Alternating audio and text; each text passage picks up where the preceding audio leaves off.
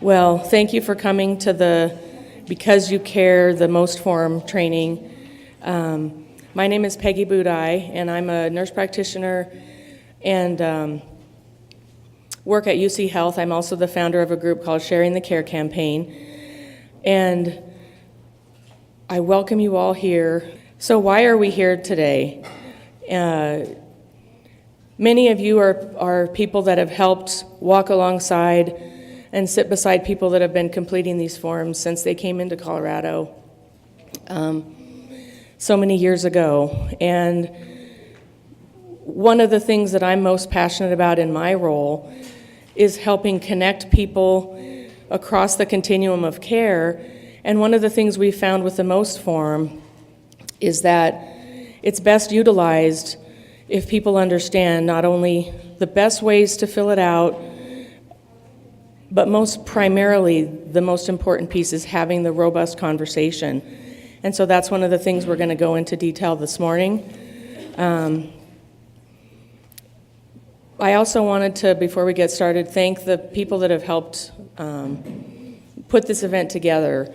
It involves not only Columbine by offering this beautiful space here at the Drake Center, the Health District of Northern Larimer County, namely the Larimer ACP team, Associates in Family Medicine who helped with the planning, UC Health who's provided for my time, and we also have the partners that we're working with, the Office on Aging and Columbine, and also some of the folks that have helped plan it include Telegen, who is the Quality Improvement Organization for Medicare. One of our primary goals today, not only learning about the Most Forum, but also learning how to use common language so that each time a person that we touch in the community and help them fill out the Most Forum, that we're using the same language and feeling comfortable with that. Before I introduce Dr. Rebecca Jackson, who's going to speak to us, I just wanted to share a brief story about why I do this work and how we came about with being here today again. So somewhat in my career, I've worked at the hospital. I had the opportunity to work as a nurse practitioner in long-term care for about 10 years. I worked in the community as a case manager, and now I'm at the hospital. And so I saw the different uses and the different experiences that people had with having their end-of-life wishes either honored or not. And the one common element was a quality conversation.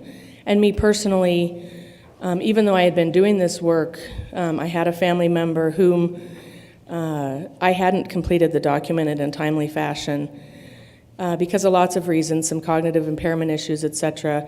And then someone actually did help my family member complete it, and I didn't get to be involved. I wasn't asked to be part of that.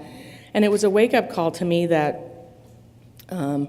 we all are doing our best to do the conversations, but it's important to include the family. And even when you're a person in healthcare, you don't always know those things. So luckily on my family member, we did get it completed, and then her wishes were honored beautifully.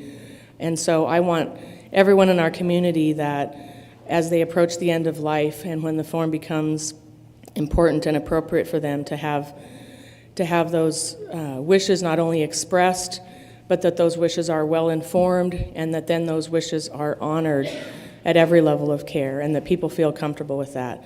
So with that, I'd like to introduce our first speaker, Dr. Rebecca Jackson with Front Range Geriatrics. So I just wanted to say thanks to the team today for thinking of me when you guys were preparing for this. I have a lot of gratitude for that because as a geriatrician, this is something that I'm extremely passionate about, and since I'm going to dive right into it because I'm pretty verbose when it comes to this subject, so I'm going to try to stay on task so we can get through our meeting here today. So there's a quote from Atul Gawande's Being Mortal book that says, "When the prevailing fantasy is that we can be ageless, the geriatrician's uncomfortable demand is that we accept we are not." And I think that is so true of my job. My current position is I specialize in long-term care and subacute rehab. So I'm dealing with our most medically frail individuals in the community. And because of that, I don't think that there's a day that goes by that I don't have this conversation. I kept track this last month in preparation for this, and there literally was not a day that went by that I didn't have some conversation surrounding advanced planning with patients. I'm just going to briefly touch on advanced care planning. I don't think I have to tell this room probably why we do advanced care planning and why we have advanced directives. It's kind of like preaching to the choir. But when you're talking to families, sometimes they need to know the value of these things. So I tell people that there's good evidence for it. There's lots of journal articles out there published in like New England Journal of Medicine, BMJ, that have good evidence supporting advanced directives. So when you have these in place, I think you can say, hey, we have good evidence that you're going to have your needs met at the end of your life. This potentially can improve your quality of life. And I think I also frequently will tell people that having advanced directives in place decreases stress and anxiety and frequently depression in surviving family members, because it's a huge burden for families to complete these without knowing what your wishes are. So I really encourage people to try to have these conversations early and often in their disease process. I'm going to talk a little bit about where the MOST form came from. I did my fellowship out in Portland, and I will say that's where the MOST form kind of derived from. It's called the PULSE paradigm, and the culture out there is very different. And so there wasn't a patient that didn't come through our clinic that didn't have one of these forms completed. We tried to have it on every single patient. And so it was developed in the 1990s out in Oregon because they found that people weren't having their needs met, and that we were frequently giving care that wasn't consistent with what people's wishes are, because as we all know, living wills aren't readily accessible when you end up in the hospital or when an EMS is arriving at your house and trying to transport you there. So now Oregon has even gone as far as developing an online registry, so it doesn't matter where you are in the state. If you're on the registry, they can look you up and see what your wishes are. And because they have this online registry, they've also been able to do a lot of research surrounding the PULSE. So it's pretty neat program, and I will say that, like I was telling someone, that residents at OHSU and at the VA where I worked, you don't discharge a patient to a nursing home unless that PULSE form is on top of your discharge packet. So it is deeply embedded in their culture there. And my hope is that through things like this is that we will be able to bring it to Northern Colorado as well. So the MOST form has kind of moved across the country, and really there's only 3 states now that don't have some sort of program in place. Ours came into being about 2010, and we were endorsed by the national program in 2011. And then in 2015, you guys may remember that we did have some updates to the verbiage and the organization of the form itself. So I think the big thing to know is that the PULSE paradigm, that the whole basis of that was not about how you want to die. This isn't really what that's about. This is about how you want to live your life with the days that you have left. And I think if you're able to kind of reframe that for people, they can see the value of having these documents in place, and it's not as scary. It's more accessible for them. And as we all know, it's designed for people who are 18 and older. And I think who we're going to focus on today is the most medically frail. So the PULSE was really designed for chronically ill people with serious conditions. That being said, I have met plenty of healthy people too who know exactly what they want on their MOST form. So you will see that where people have very strong wishes based on past experiences and they will want that filled out.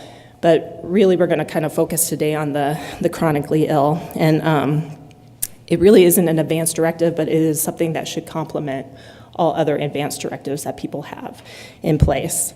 It works. So I think the key thing I would try to have you guys take home today is knowing that this is a process. It's not a checklist. I've definitely seen the MOST form used as that.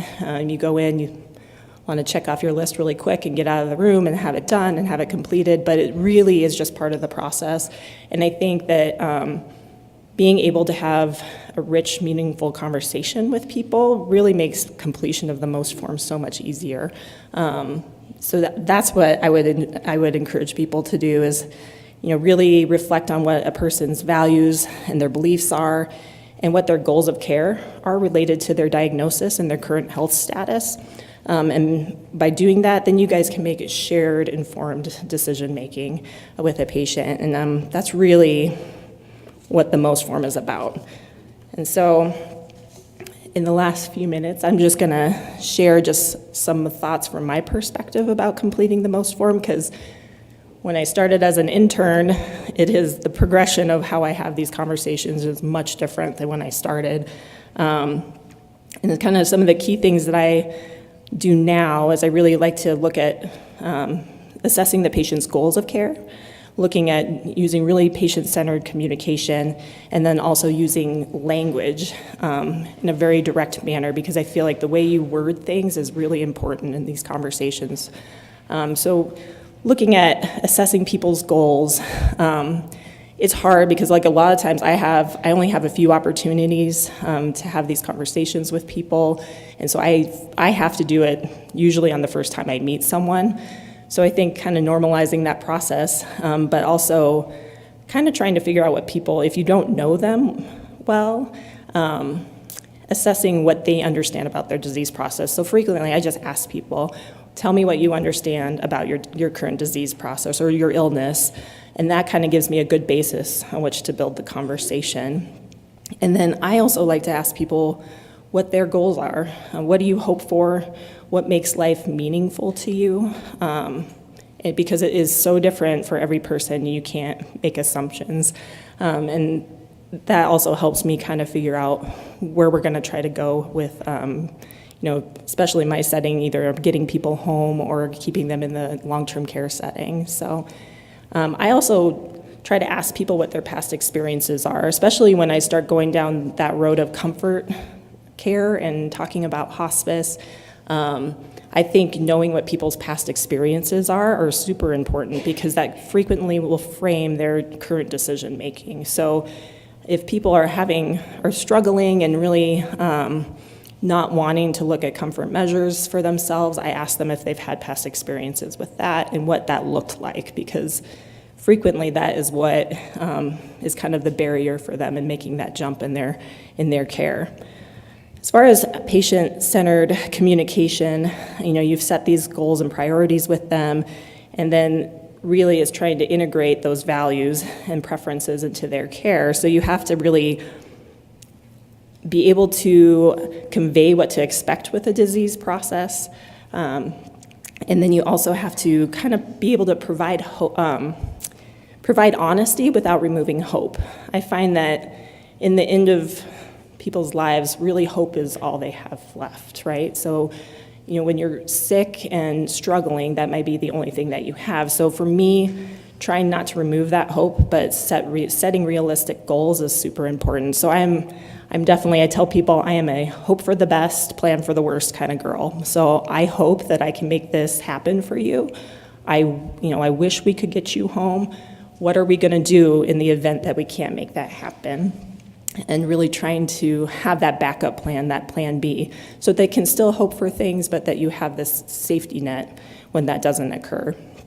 And then as far as language goes, I think I normalize it. Every time I walk into a room, I just say, I have this conversation with everyone I meet, with all of my patients, and I frequently do it the first time just so I know what you need. So that's a way to kind of ease it so it's not so awkward when you start asking these questions, but also using very direct wording. I think the medical jargon that gets thrown into these conversations makes it complicated and difficult for people to understand. And so I say, when the time comes that your heart stops beating and you're no longer breathing, because it's not a matter of if. When I was an intern, I definitely said if, but it's not an if. This is a when conversation, because we all have the same fate. So when your heart stops beating and you're no longer breathing, what are we gonna do? And I use very broad concepts. I think frequently you'll hear people have code conversations and they get the a la carte, multiple choice selection of what they want their resuscitation to look like. And I just use broad concepts because, especially in my population, I think those are things that people can understand. So I say, when that time comes, we can try to revive you, or we can allow you to have natural death. And know that on the previous MOST form, They took natural death off of there because they thought it was too leading for people. My counter argument to that is that it's a concept everyone can understand. Unless you've seen a code or participated in one, it's really hard to explain one, let alone as a patient understand what that looks like for them and what the aftermath is. So I think, even my patients who have moderate to severe dementia can understand what a natural death would look like. So I would encourage you to use just really straightforward language and kind of eliminate the fluff around it, because I think people can understand that a little bit better. So I'm going to end really quick with a quote. I love the Being Mortal book by Atul Gawande. I'm sure a lot of people here have already read it, so I'm just going to end with this last quote. Sometimes we can offer a cure, sometimes only a salve, but sometimes not even that. Whatever we can offer, our interventions and the risks and the sacrifice they entail are justified only if they serve the larger aims of a person's life. When we forget that, the suffering we can inflict can be barbaric, and when we remember it, the good we can do can be breathtaking. So, to me, that quote is what today is all about. I will tell you that there is nothing more satisfying than knowing you have been able to deliver care that is congruent with someone's wishes.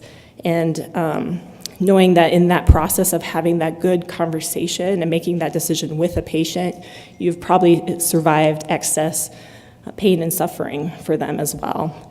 And so frankly, I think this is where my best patient care happens. I think this is really one of the most important things that you can do for individuals. And I think the intimate conversations that you have with, at least for me, that I've had with these patients have changed my practice, but also have enriched my life in a way that I never expected. So my hope for you today is that you can start this journey yourself and feel empowered to go out and start having these conversations with people. Because this is a great crowd today. Just think of how many lives that we can potentially touch, and just by having those conversations with the people that we care for. So thank you so much for your time, and I'll be back to talk a little bit later. Thank you.